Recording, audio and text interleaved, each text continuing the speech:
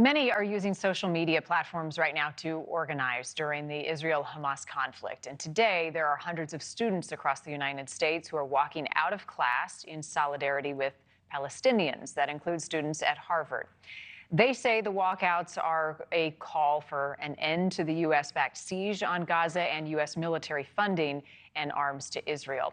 Joining me now, Sarakshi Rai, Director of Audience Development for The Hill. Appreciate you being here. There's so much misinformation that is circulating online, even as we speak, makes it so difficult to cut through the noise of this conflict. And so many people are seeking to reinforce their own opinions, maybe misguided in some cases, and their beliefs about how we got here. What are social media companies doing to curb that?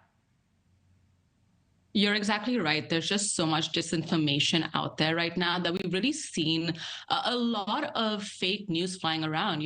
Fact-checking teams are working 24 hours just to disseminate the information and figure out what is real and what isn't. This really culminates from what the environment the tech companies were before this conflict began. There were mass layoffs at the beginning of this year, and we really saw tech companies pull back on some of the safety and content moderation efforts.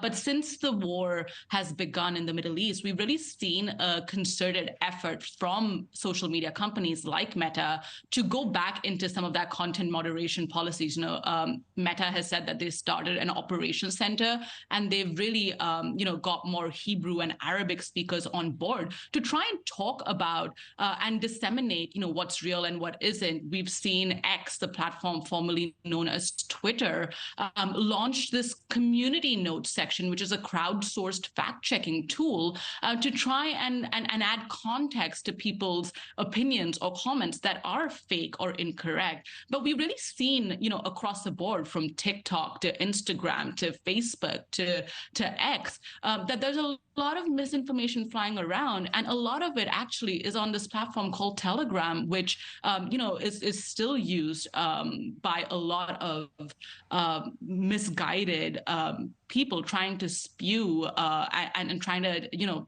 keep spreading misinformation. And some of the information and the content on Telegram then ends up on other social media sites as well. Words do matter. We've been showing some images on the screen of the CEO of Web Summit, who resigned after comments he made criticizing Israel. What did he say? He really got the brunt of, I think, what he said was essentially trying to highlight in a very misguided fashion, his support for the Palestinians. And he has since apologized for his comments. But, it's just such a terrifying time right now for people in the Middle East that, his comments did not really help the situation. So he's pull back from it, but it really doesn't help, right? It doesn't, when you add personal opinions to the mix of a conflict that's very complicated and very, hard to put into words, it doesn't really help. So he's since, pulled out of this Web Summit. He's resigned, and it really goes to show that we really need to be careful about what information we share on social media right now, because it could be fake news. Right, and it could cost you your job and your career. So what's the lesson here for those in positions of leadership of tech companies and elsewhere as you share your thoughts on what we see unfold? I think we want to be really clear. I think we've all spoken so much about, the information that's out there in the fog of war.